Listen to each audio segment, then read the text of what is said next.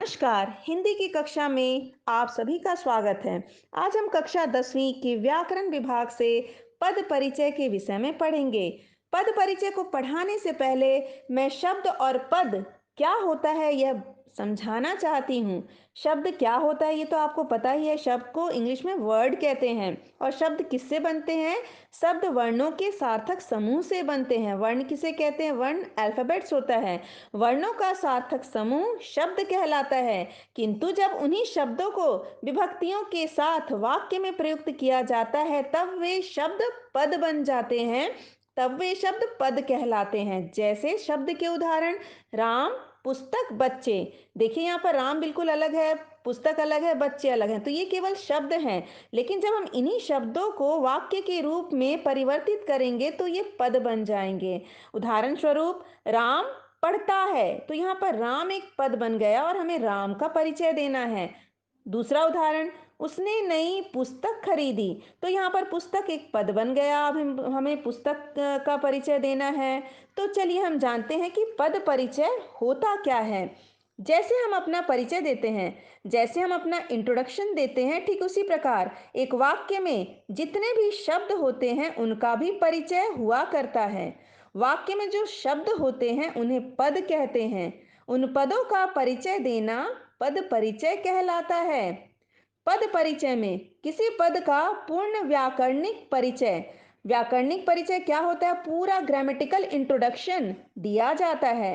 व्याकरणिक परिचय से क्या तात्पर्य है? वाक्य में उस पद की स्थिति बताना, उसका लिंग, वचन, कारक तथा अन्य पदों के साथ संबंध बताना व्याकरणिक परिचय कहलाता है। पद कितने प्रकार के होते हैं? पद 5 प्रकार के होते हैं। कृपया यहाँ पर ध्यान दें। पद कितने प्रकार के होते हैं? पद 5 प्रकार के होते हैं: संज्ञा, सर्वनाम, विशेषण, क्रिया तथा अव्यय। इन सभी पदों का परिचय देते समय हमें निम्न बिंदुओं का ध्यान रखना होगा। सबसे पहले, संज्ञा का परिचय हम कैसे देंगे? संज्ञा तो आपको पता ही है, संज्ञा क्या होता है। चलिए मैं एक बार फिर से आपको याद दिलाती हूँ संज्ञा किसे कहते हैं। किसी व्यक्ति, वस्तु, जाति, भाव या स्थान के नाम को संज्ञा कहते हैं। जैसे राम, राम एक व्यक्ति है, भारत हमारा देश है, बचपन एक भाव है और पुस्तक एक वस्तु है। तो संज्ञा के कितने भेद होते हैं? संज्ञा के मुख्य रूप से 3 भेद होते हैं, लेकिन जातिवाचक संज्ञा के अंतर्गत 2 और संज्ञाएं आती है, वे हैं द्रव्यवाचक और समुदायवाचक। तो चलिए पढ़ते हैं व्यक्तिवाचक संज्ञा क्या होता है। व्यक्तिवाचक संज्ञा को प्रॉपर नाउन कहते हैं, जैसे राम और सूरत। जातिवाचक संज्ञा क्या होता है? जातिवाचक संज्ञा को हम कॉमन नाउन कहते हैं। और जातिवाचक संज्ञा एक प्रकार की बहुत सारे वस्तुएं हो सकती है, जैसे सैनिक है, छात्र है, लकड़ी है, सोना है। तीसरा है भाववाचक संज्ञा। भाववाचक संज्ञा किसे कहते हैं? भाववाचक संज्ञा को एब्स्ट्रैक्ट नाउन कहते हैं। इसमें सुख, दुख, बचपन और मोटापा आता है। तो चलते हैं हम द्रव्यवाचक संज्ञा की ओर। द्रव्यवाचक संज्ञा आपको समझाती हूँ। जिन शब्दों से किसी धातु यानी मेटल्स या द्रव्य का बोध हो, जैसे सोना, सोना एक मेटल है। तेल, तेल क्या है? हमारा द्रव्य है। दाल, चावल, पानी, ये सब द्रव्यवाचक मटेरियल नाउन के उदाहरण हैं। अब समुदायवाचक या समूहवाचक क्या होता है? जिन शब्दों से एक समूह का बोध हो उसे समूहवाचक या समुदायवाचक कहते हैं। जैसे कक्षा, कक्षा अ ग्रुप ऑफ स्टूडेंट्स, कक्षा हो गया। भीड़, ये किसके उदाहरण हैं? ये समूहवाचक या समुदायवाचक के उदाहरण हैं। संज्ञा का पद परिचय देते समय निम्नलिखित पहलुओं की जानकारी होना हमारे लिए अति आवश्यक है। जैसे संज्ञा के भेद, मैंने आपको संज्ञा के 5 भेदों के विषय में बताया। लिंग, पुल्लिंग है कि स्त्रीलिंग है? वचन, एक वचन है कि बहुवचन है? कारक, कारक कितने प्रकार के होते? कारक 8 प्रकार के होते, मैंने आपको बताया था। कर्ता कारक, कर्म कारक, करण कारक, संप्रदान कारक, अपादान कारक, संबंध कारक, अधिकरण कारक, संबोधन कारक। उसके बाद 5वां पॉइंट बहुत महत्वपूर्ण है, वो है क्रिया के साथ पद का संबंध। इसे आप अच्छे से समझेंगे। जैसे राधा पत्र लिखती है, एक उदाहरण है आपके लिए। तो आप ध्यान से देखिए, हमें राधा और पत्र का पद परिचय देना है। राधा क्या है आपको पता है कि व्यक्तिवाचक संज्ञा है, name of the particular person. व्यक्तिवाचक संज्ञा राधा स्त्रीलिंग है, ये भी आपको अच्छे से मालूम है। राधा एक वचन है क्योंकि यहाँ दिया राधा पत्र लिखती है। राधा स्वयं पत्र लिख रही है, अपना कार्य वो स्वयं कर रही है, इसलिए वो कर्ता कारक है। जो काम करता है वो कर्ता कारक होता है। लिखती है, आपको पता है कि लिखना एक वर्ब है, क्रिया है। तो यहाँ पर हम लिखेंगे क्रिया का कर्ता। यानी राधा यहाँ अगर पूछा गया है तो राधा एक कर्ता है और लिखती है क्रिया है। तो हम इसको कैसे लिखेंगे? क्रिया का कर्ता। अब पत्र का परिचय देते हैं। पत्र आपको पता है कि जातिवाचक संज्ञा है। जातिवाचक संज्ञा क्या होता है? जो शब्द किसी एक व्यक्ति, वस्तु या स्थान की संपूर्ण जाति का बोध कराता है उसे जातिवाचक संज्ञा कहते हैं। आपको पता है कि पत्र जातिवाचक संज्ञा है। पत्र पुल्लिंग है और पत्र यहाँ पर एक वचन है। पत्र यहाँ पर कर्म कारक है। कर्म कारक क्यों है? क्योंकि राधा लिख रही है और कर्म यहाँ पर क्या हो रहा है? पत्र लिखा जा रहा है। लिखने का प्रभाव पत्र पर पड़ रहा है, इसलिए पत्र यहाँ पर कर्म कारक है। लिखती है, आपको पता है कि क्रिया है, वर्ब है, क्योंकि वो काम वहाँ पे हो रहा है। तो हम यहाँ पे लिखेंगे क्रिया का कर्म। क्रिया का कर्म लिखेंगे। अब हम आगे चलते हैं सर्वनाम की ओर, जिसे प्रोनाउन कहते हैं। सर्वनाम किसे कहते हैं? कि नाम की जगह जब हम दूसरे शब्दों का प्रयोग करते हैं तो उसे सर्वनाम कहते हैं। सर्वनाम कितने प्रकार के होते हैं? तो यहाँ सर्वनाम के प्रकारों के विषय में बताया गया है। पहला है पुरुषवाचक, जिसे पर्सनल प्रोनाउन कहते हैं। और इसके उदाहरण है मैं, वह, तुम। आपको तो पता है कि पुरुषवाचक कितने प्रकार के होते हैं? 3 प्रकार के। उत्तम पुरुषवाचक, मध्यम पुरुषवाचक, अन्य पुरुषवाचक। तो पुरुषवाचक का अगर हम भेद बताएंगे तो हम उसमें ये बताएंगे कि उत्तम पुरुषवाचक है कि मध्यम है कि अन्य है। दूसरा है निश्चयवाचक। निश्चयवाचक में हम एकदम हमको पता रहता है कि ये संख्या निश्चित रूप से इतनी है, इतने लोग हैं, इतना इतनी मात्रा में वो द्रव्य है। तो जैसे इसमें आता है यह लड़का विद्यालय जा रहा है, हमको पता है कि वह लड़का कौन है। ठीक है। तीसरा है अनिश्चयवाचक। अनिश्चयवाचक को क्या कहते हैं? इनडेफिनाइट, जिसमें हम पूरी तरह से हमें पता नहीं रहेगा और हम उसमें लिखेंगे कि घर पर कोई आया है, हमें नहीं पता कि वो कौन है। चाय में कुछ गिर गया है, नहीं पता कि चाय में क्या गिरा है। तो इसे कहते हैं अनिश्चयवाचक, इनडेफिनाइट। कोई, कुछ इसके उदाहरण है। उसके बाद है प्रश्नवाचक। प्रश्नवाचक तो आपको पता है इंटेरोगेटिव कहते हैं। प्रश्नवाचक में कौन, क्या, किसका, किसकी, बहुत सारे आते हैं। उसके बाद है संबंधवाचक। संबंधवाचक को रिलेटिव प्रोनाउन कहते हैं और इसका उदाहरण है जैसा करोगे वैसा भरोगे, जो बोया सो पाया। यानी संबंध को यहाँ पर बताया जा रहा है, जिसकी लाठी उसकी भैंस। अब उसके बाद हम पढ़ते हैं, अगला है निजवाचक। निजवाचक मीन्स रिफ्लेक्सिव प्रोनाउन, जिसमें स्वयं या अपना बताया जाता है। ठीक है। जब हम अपना कार्य स्वयं करते हैं, जैसे मैं स्वयं पढ़ाई करता हूँ, उसने अपना घर स्वयं बनाया, तो ये निजवाचक जो अपने से किया जाता है उसे निजवाचक कहते हैं। तो मैंने ये सर्वनाम के भेदों के विषय में बताया। कितने भेद हैं? देखिए आप यहाँ पे 6 भेद हैं। उसके बाद हम पढ़ते हैं सर्वनाम का पद परिचय देते समय हमें किन किन पहलुओं पर विशेष ध्यान देना चाहिए। तो पहला है सर्वनाम का उपभेद, जो मैंने यहाँ पर आपको बताया, 6 उपभेद सर्वनाम के। उसके बाद लिंग हमको पता होना चाहिए कि ये पुल्लिंग है कि स्त्रीलिंग। फिर वचन का भी हम ध्यान रखेंगे, कारक का भी हम ध्यान रखेंगे। उसके बाद क्रिया के साथ संबंध का भी ध्यान रखेंगे। अब इसके लिए हम दूसरा उदाहरण देखते हैं। जैसे देवल ने उसे बहुत मारा। देवल एक लड़का है, वो किसी को मारता है। तो वाक्य है देवल ने उसे बहुत मारा। तो उसे हम उसे का पद परिचय हमें देना है। उसे आपको पता है कि पुरुषवाचक सर्वनाम है और ये अन्य पुरुषवाचक सर्वनाम है। और लिंग क्या है? ये उभय लिंग में आता है, एक वचन है, कर्म कारक है, क्योंकि देवल मार रहा है। क्रिया का कर्म है। मारना एक क्या है? क्रिया है। मारना एक क्रिया, यानी वो काम कर रहा है मारने का और उस पर मार का असर हो रहा है, इसलिए क्रिया का कर्म कहेंगे। तो चलिए हम दूसरे उदाहरण की ओर चलते हैं। दूसरा उदाहरण है मेघा और हम मेला देखने गए। यहाँ पर हम का परिचय देना है। तो हम किस में आएगा? पुरुषवाचक सर्वनाम में आएगा और उत्तम पुरुषवाचक है। तो यदि हम परीक्षा में पुरुषवाचक सर्वनाम भी लिख देते तो हमें अंक मिल जाएगा। पुरुषवाचक सर्वनाम में आएगा और उत्तम पुरुषवाचक। और ये पुल्लिंग है, हम पुल्लिंग है। और आपको पता हम यानी वी, तो ये बहुवचन है। और हम यानी अपने बारे में, मैं अपने बारे में कह रही हूँ, हम यानी वी बहुत सारे लोग हैं, तो ये कर्ता कारक है। देखने गए, देखना यहाँ पर क्रिया है। तो देखने गए किस में आएगा? क्रिया का कर्ता। तो चलते हम विशेषण की ओर। विशेषण किसे कहते हैं? ये तो आपको पता है, विशेषण को एडजेक्टिव कहा जाता है। विशेषण के कितने भेद होते हैं? तो विशेषण के कितने भेद होते हैं इसके विषय में हम चर्चा करते हैं। संज्ञा या सर्वनाम शब्दों की विशेषता सूचित करने वाले शब्दों को विशेषण कहते हैं। विशेषण के कितने भेद होते हैं? विशेषण के 4 भेद होते हैं। पहला है गुणवाचक, मीन्स क्वालिटेटिव एडजेक्टिव, जैसे साफ, गंदा, लाल, सुंदर। दूसरा है परिमाणवाचक, क्वांटिटी, जिसमें हमको क्वांटिटी पता चलता है, 4 लीटर दूध, 10 मीटर कपड़ा, थोड़ा सा कपड़ा, तनिक, ढेर। परिमाणवाचक 2 प्रकार के होते हैं, निश्चित परिमाणवाचक, अनिश्चित परिमाणवाचक। निश्चित परिमाणवाचक में हमें संख्या का पूर्ण ज्ञान होता है, लेकिन अनिश्चित परिमाणवाचक में हमें संख्या का ज्ञान नहीं होता। तो निश्चित परिमाणवाचक में जैसे 4 लीटर दूध है, और अनिश्चित परिमाणवाचक में आएगा थोड़ा दाल। उसके बाद तीसरा है संख्यावाचक। संख्यावाचक नंबर पता चलता है इससे, जैसे 4 लोग, दर्जन, कई लोग, थोड़े लोग। तो निश्चित संख्यावाचक, अनिश्चित संख्यावाचक, इसके भी 2 भेद हैं। निश्चित संख्यावाचक 4 लोग, हमें पता है कि निश्चित 4 लोग ही हैं, दर्जन में 12 ही होता है। लेकिन अनिश्चित संख्यावाचक में क्या होता है? कई लोग, थोड़े लोग। उसके बाद चौथा भेद है सार्वनामिक विशेषण। सार्वनामिक विशेषण प्रोनोनोमियल एडजेक्टिव कहते हैं इसे, जिसमें आता है यह, वह, और ये संज्ञा के पहले लगता है।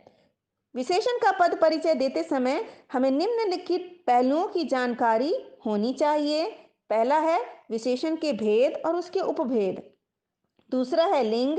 तीसरा है वचन। चौथा है कारक। पांचवा है विशेष्य। इसमें विशेष्य एडवर्ब आ गया। विशेष्य किसे कहते हैं? एडवर्ब को कहते हैं। अब चलते हैं उदाहरण की ओर। पहला उदाहरण, विकी पहली कक्षा में पढ़ता है। पहली हमको पता है कि संख्यावाचक विशेषण है, और ये निश्चित संख्यावाचक विशेषण है, क्योंकि हमको पता है पहली कक्षा में हम कंफर्म है। उसके बाद पहली स्त्रीलिंग है, पहली एक वचन है, पहली अधिकरण कारक भी है। क्यों है अधिकरण कारक? क्योंकि कक्षा में दिया हुआ है, और अधिकरण कारक के हिसाब से होता है अधिकरण में पर।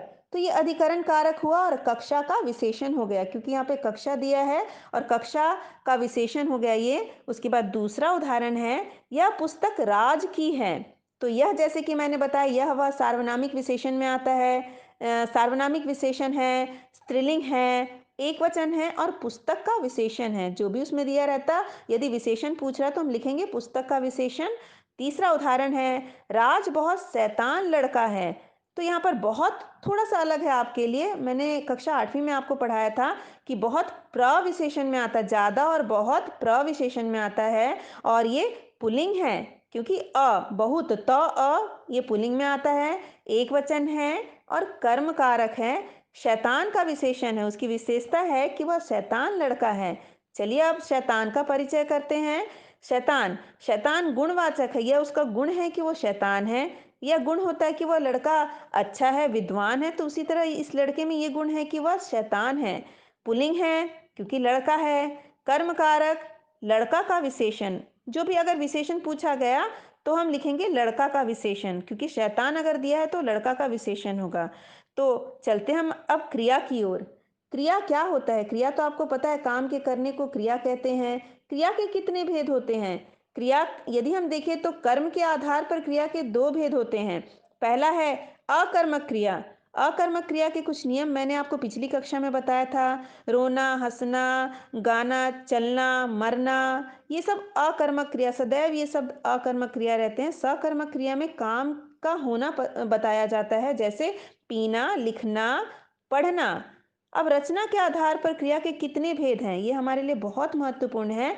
रचना के आधार पर क्रिया के 4 भेद हैं। पहला है संयुक्त क्रिया। संयुक्त क्रिया पहचानना तो बहुत ही सरल है। कर रही है, बुला रही है, जा रही है, जहां आप ऐसे शब्द देखेंगे आप लिख दीजिएगा संयुक्त क्रिया।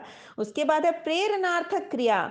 इसे पहचानना और भी सरल है। प्रेरणार्थक क्रिया में कार्य खुद ना करके दूसरों को प्रेरित किया जाता है काम करने के लिए, जैसे लिखवाना, बुलवाना, चलवाना।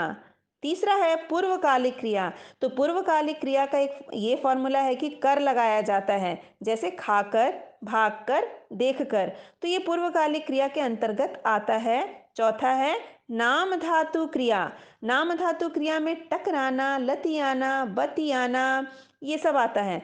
तो अब हम क्रिया का पद परिचय कैसे किया जाता है ये जानेंगे। क्रिया का पद परिचय करते समय हमें किन किन पहलुओं की जानकारी होनी चाहिए इसके विषय में पढ़ेंगे।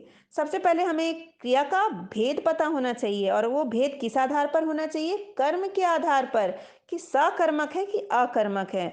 दूसरा है लिंग का भी हमें ज्ञान होना आवश्यक है। वचन पता होना चाहिए। क्रिया में थोड़ा ये है कि हमें धातु पता होना चाहिए, धातु और काल। अब छठवां हमारा कर्ता का संकेत होना चाहिए। लेकिन यदि हम परीक्षा में क्रिया के भेद को लिख दिए, लिंग को लिख दिए, वचन को लिख दिए, धातु को लिख दिए, तो हमें पूरा का पूरा अंक मिल सकता है। तो चलिए हम उदाहरण देखते हैं। रेखा निबंध लिखती है। यहाँ पर लिखती है का पद परिचय देना है। लिखती है यानी कार्य कर रही है, तो ये सकर्मक क्रिया के अंतर्गत आता है। और लिखती है स्त्रीलिंग है, ये तो आपको पता है। और एक वचन है। लिख यहाँ पर धातु आ गया, और है के कारण ये वर्तमान काल है। अव्यय किसे कहते हैं? अव्यय के कितने भेद होते हैं? जो व्यय ना हो, अर्थात जो खर्च ना हो। जिन शब्दों के उपयोग से वाक्य में लिंग, वचन, पुरुष, कारक, काल आदि की वजह से परिवर्तन ना हो, उसे अव्यय कहते हैं। अव्यय के कितने भेद होते हैं? अव्यय के 5 भेद होते हैं। पहला क्रिया विशेषण, दूसरा समुच्चय बोधक, तीसरा संबंध बोधक, चौथा विस्मयादि बोधक, पांचवा निपात। क्रिया विशेषण का पद परिचय देते समय निम्नलिखित पहलुओं की जानकारी होना अति आवश्यक है। पहला क्रिया विशेषण के भेद, दूसरा उपभेद, तीसरा विशेष्य क्रिया का निर्देश। तो क्रिया विशेषण के कितने भेद होते हैं? क्रिया विशेषण के मुख्यतः 4 भेद होते हैं। पहला स्थानवाचक, जैसे ऊपर, नीचे, आगे, पीछे, इससे स्थान का पता चलता है। दूसरा कालवाचक, इससे हमें समय का पता चलता है, जैसे सुबह, रात को, अभी अभी, तुरंत। रीतिवाचक, रीति का अर्थ होता है ढंग, इससे हमें ढंग पता चलता है, जैसे धीरे धीरे, तेज, ये रीतिवाचक के अंतर्गत आते हैं। चौथा है परिमाणवाचक। तो चलिए हम उदाहरण की ओर चलते हैं। पहला रोज सवेरे। रोज सवेरे रितिका रोज सवेरे धीरे धीरे टहलती है। तो रोज सवेरे का पद परिचय देना है। रोज सवेरे क्या है? क्रिया विशेषण है। कौन सा क्रिया विशेषण है? कालवाचक, क्योंकि सवेरे का जिक्र किया गया। सवेरे यहाँ पर समय है, समय पता चलता है, तो ये कालवाचक क्रिया विशेषण है। टहलती है क्रिया है, क्रिया का विशेषण बताया जा रहा है यहाँ पे। दूसरा उदाहरण है धीरे धीरे, जैसा कि मैंने आपको बताया था, धीरे धीरे रीतिवाचक क्रिया विशेषण है। टहलती है, यहाँ पे क्रिया की विशेषता बताई जा रही है। उसके बाद दूसरा है समुच्चय बोधक अव्यय। समुच्चय बोधक में योजक है। इसमें समुच्चय बोधक का पद परिचय देते समय निम्नलिखित पहलुओं की जानकारी होना अति आवश्यक है। पहला समुच्चय बोधक अव्यय के भेद, दूसरा उपभेद, तीसरा संयुक्त शब्द अथवा वाक्य। तो समुच्चय बोधक अव्यय के कितने भेद होते हैं? 2 भेद होते हैं, संयोजक एवं विभाजक। जोड़ने वाले शब्दों अथवा वाक्यों का निर्देश। इसके उदाहरण की ओर चलते हैं। पहला इशिका और किरण भाई बहन हैं। तो और यहाँ पर समुच्चय बोधक अव्यय है, समानाधिकरण योजक भी है। ये इशिका और किरण शब्दों को मिलाने वाला है, इसलिए समानाधिकरण अव्यय है। उसके बाद चलते हैं तीसरा संबंध बोधक अव्यय।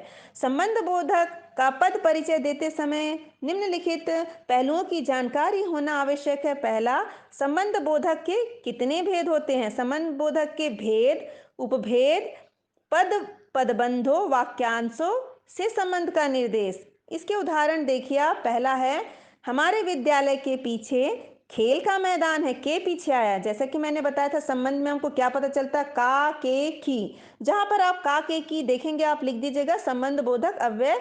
तो ये के पीछे दिया हुआ है, तो के पीछे से हमको स्थान का पता चलता है, तो ये स्थानवाचक आ गया हमारा। उसके बाद विद्यालय का संबंध अन्य शब्दों को जोड़ने का है यहाँ पर। दूसरा उदाहरण है चोट के कारण राहुल खड़ा भी नहीं हो पा रहा है। तो यहाँ पर के कारण, देखिए यहाँ पर फिर के आया। के कारण संबंध बोधक अव्यय है। कारण सूचक चोट का संबंध अन्य शब्दों को जोड़ता है। उसके बाद हमारा आता अगला विस्मयादि बोधक अव्यय। विस्मयादि बोधक के भी भेदों को जानना हमारे लिए बहुत आवश्यक है। भेद, उपभेद और सूचक भाव। तो विस्मयादि बोधक में हर्ष रहता है, शोक रहता है, घृणा, भय, विस्मय, क्रोध आदि आदि की भावना प्रकट होती है। इसके उदाहरण की ओर चलते हैं। पहला उदाहरण है शाबाश, बिट्टू ने तो कमाल कर दिया। शाबाश अव्यय है। कौन सा अव्यय है? विस्मयादि बोधक। और एक क्या है यहाँ पर, क्या दर्शा रहा? हर्ष सूचक है, ये खुशी को सूचित कर रहा है। दूसरा उदाहरण, हाय, बाढ़ ने तो सब कुछ डुबो दिया। हाय ये अव्यय है, विस्मयादि बोधक अव्यय है, लेकिन ये शोक सूचक है। शोक, यहाँ पर शोक की भावना दिखाई दे रही है। आशा करती हूँ कि आपको मेरा यह वीडियो पसंद आया हो और आपके लिए लाभदायक हो। विषय से संबंधित और अधिक जानकारी के लिए मेरे चैनल को सब्सक्राइब करिए और वीडियो को शेयर करिए।